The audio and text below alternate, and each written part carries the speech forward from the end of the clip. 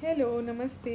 कैसे हो आप सब? आई होप आप लोग सब सेफ हैं, अपना ध्यान रख रहे हैं, अपने फैमिली मेम्बर्स का ध्यान रख रहे हैं। सब घर में बैठे हैं, अननेसेसरी कहीं भी बाहर नहीं जा रहे हैं because this is the only thing that needs to be taken care of at this point in time. So I mean एक कॉमन चीज़ जो हम लोग सब मिस कर रहे हैं, क्योंकि अब 1 सवा साल हो चुका है इस लॉकडाउन को लगे हुए। And that common thing is, I believe, going out and meeting our loved ones in person. I mean, at least I am missing this a lot because I want to go to my mama's house. I want to go to my sister's home and want to spend some time with them. So at least I am missing that. But yes, I know this is for sure कि आप लोग भी सब बाहर निकलना चाहते हो, अपने फ्रेंड्स से, अपने लव्ड वन से मिलना चाहते हो. सो अब जब तक सिचुएशन ख़राब है वो तो हम कर नहीं सकते हैं, बट एटलीस्ट आई थॉट कि हम मैं कुछ ऐसा करूँ जो that could bring some sense of relief to me as well, and while I share this to my close ones, वो भी कुछ अच्छा फील करें. सो आई वॉज थिंकिंग क्या करूँ. So the only thing that came across my mind was story telling, कहानियाँ. तो कहानियाँ ऐसी चीज़ें होती हैं जो हम बचपन से सुनते हैं, अब बड़े होके सुनाते भी हैं, चटपटी और रियल भी. बट हियर कुछ शायद मॉरल और कभी कभार कुछ चटपटी कहानियाँ, mix of everything is something that I am thinking of, although I have just thought of one story which I am going to narrate today. So let's see how it goes. ठीक है, तो story शुरू करते हैं. तो story है भगवान जी के ऊपर. क्या भगवान होते हैं? आई बिलीव होते हैं, and I know all of you, जिन लोगों के साथ भी मैं शेयर करूँगी आप लोग भी बिलीव करते हैं कि होते हैं. बट क्या किसी ने भगवान देखे हैं? ऐसा हम कहते हैं और ऐसा हम बोलते हैं. हम एक दूसरे से कई बार क्वेश्चन भी करते हैं. वी हमारे घर में आइडल्स रखे हुए हैं, हम उनकी पूजा करते हैं, वर्शिप करते हैं, भोग लगाते हैं, सब कुछ करते हैं. बट क्या भगवान किसी ने देखे हैं? ठीक है, इसके लिए मेरे पास एक स्टोरी है जो मैंने भी रिसेंटली कहीं पढ़ी थी, but I thought I should share that with all of you. तो एक बारी क्या होता है कि कश्मीर के बॉर्डर पे, जहाँ पे बहुत बर्फ़ गिरती होती है, वहाँ पे जो सैनिक लोग होते हैं, हमारे सोल्जर्स होते हैं, वो बैचेस में, ग्रुप्स में, अलग अलग जगह उन लोगों को अलॉट हुई होती है. तो बहुत बर्फ़ पड़ रही होती है, एक बारी सर्दियों में बहुत ज़्यादा बर्फ़ पड़ती है. तो सैनिक सोचते हैं कि मतलब अगर हम थोड़ी देर भी यहाँ रुके ना तो हमारा बुरा हाल हो जाएगा. वो देखते हैं सारे सेफ्टी मेजर्स हैं, सब कुछ है, और दूसरे ग्रुप का आने का टाइम भी हो गया है. तो वो अपने आप को थोड़ा सा रोकते हैं बिकॉज दैट्स देयर ड्यूटी, उनको तो करनी ही है. वो वहाँ रुकते हैं. जैसे ही दूसरा ग्रुप आता है वो वापस जाते हैं. बट बाय द टाइम वो लोग वापस जा रहे होते हैं, उनकी हालत बहुत ख़राब होती है ठंड के कारण, बिकॉज उन्होंने ऑलमोस्ट पूरी रात स्पेंड करी होती है उस स्नोफॉल में. और मतलब बहुत ज़्यादा उनको कुछ चाहिए होता है wherein they can rest and you know they can take some help. तो क्या होता है कि वो अभी जा ही रहे होते हैं वहाँ से, उनको एक तूफ़ान सा आ जाता है. जब तूफ़ान आता है तो उनको एक छोटी सी शॉप सी दिखती है, जैसे हिल्स पे बनी नहीं होती एक शॉप, लकड़ी की कोई शॉप सी बनी होती है. वो देखते हैं कि वो शॉप है, तो हम फटाफट से इसके अंदर चले जाते हैं, वरना तूफ़ान में हमारा पता नहीं क्या होगा. तो वो जैसे ही उसके पास पहुंचते हैं, उस लकड़ी की शॉप के पास, वो देखते हैं कि वहाँ वो तो शॉप बंद है. अब समहाउ वो कोई एक पत्थर वगैरह लेके उसका ताला तोड़ते हैं एंड वो उसके अंदर चले जाते हैं. अंदर जाके मतलब दे फील सेफ़. वहाँ पे कुछ सामान भी होता है क्योंकि वो शॉप होती है. तो ये लोग अपना चाय वाय बनाते हैं, खाना बनाते हैं, और 2 दिन के लिए इनका अच्छा खासा एक हो जाता है. बहुत तूफ़ान आता है उस टाइम पे. तो 2 दिन ये लोग रुकते हैं, और जब तूफ़ान थोड़ा शांत हो जाता है तो ये लोग वहाँ से जाने लगते हैं. अब जब ये लोग जाने लगते हैं, इनको लगता है कि हम लोग कोई चोर तो है नहीं, तो आई मीन हमें ऐसे तो हमने कोई किसी की चीज़ यूज़ करी है तो हमें उसको हेल्प करनी चाहिए. तो इन लोगों के पास, सबके पास मिला के जो भी पैसे होते हैं, तो टोटल 10,000 ये लोग इकट्ठे करते हैं. और वो 10,000 वहाँ पे वो जो उसका कैबिनेट एक बना होता है, गल्ला जिसको हम कहते हैं, उसके ऊपर वो रख के, एंड वो लोग दरवाज़ा बंद करके चले जाते हैं वैसे ही ताला टांग के.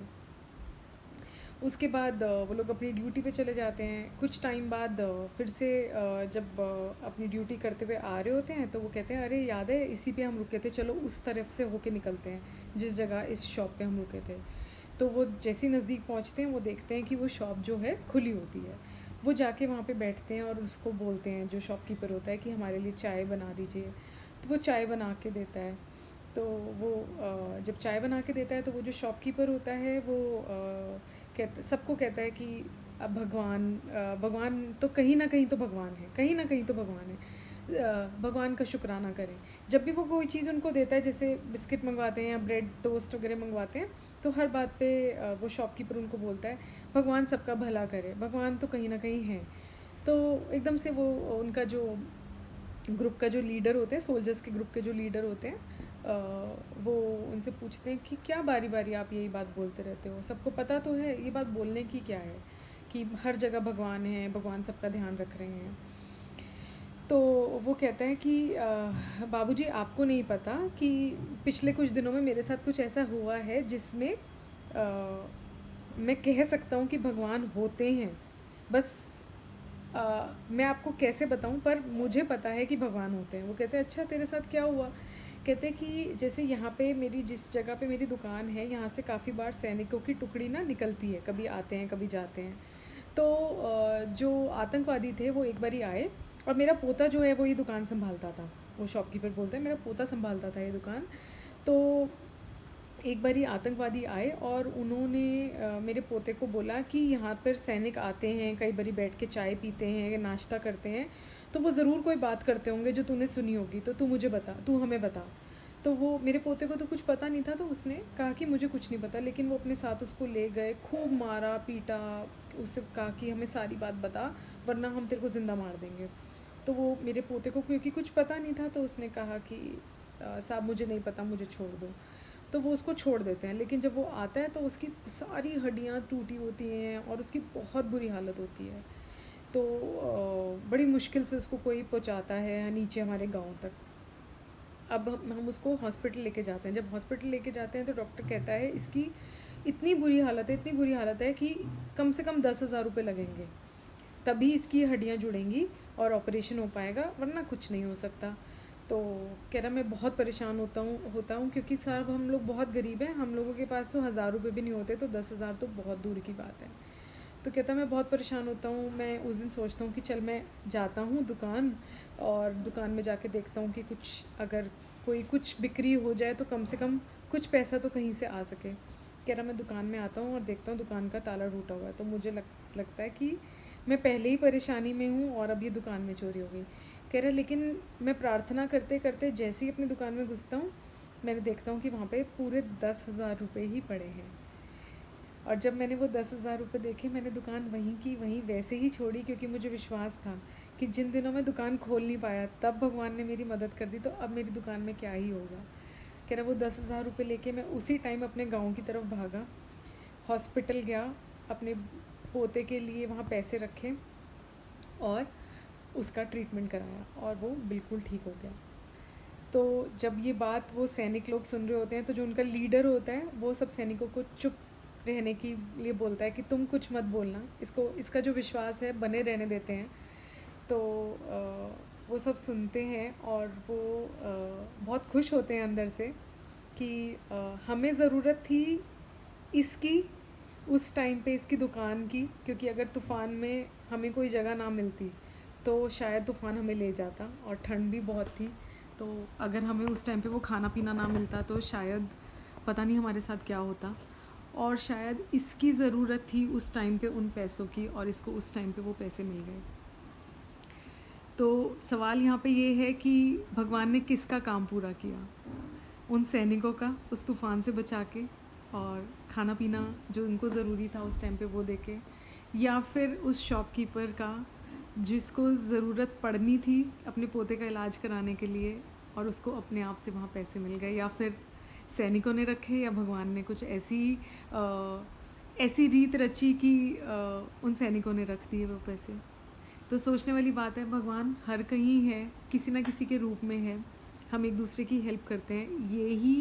यही एक चीज़ है जो बताती है कि भगवान एग्जिस्ट करते हैं, क्योंकि जब हम किसी के लिए कुछ करने जा रहे होते हैं तो वो हम नहीं कर रहे होते हैं, वो शायद कोई एक बुद्धि या फिर कोई एक इंस्टिंक्ट जो आती है, वो जो ऊपर वाला कोई बैठा हुआ है वो ही पहुंचा रहा होता है, हमारे दिमाग में डाल रहा होता है। एक इंसानियत जिसको कहते हैं हमारे अंदर जगती है, कोई ना कोई एक सुप्रीम पावर है जो सबका ध्यान रख रही है, किसी ना किसी के थ्रू रख रही है।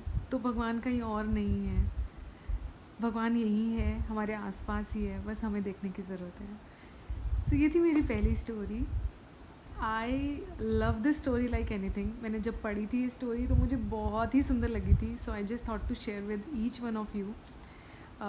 The point is that we need to understand this. It's not just about telling and listening to the stories. Let's think towards it and let's see कि हम कैसे अपना पर्सपेक्टिव चेंज कर पाएँ after listening to this. Thank you so much. Bye bye everyone.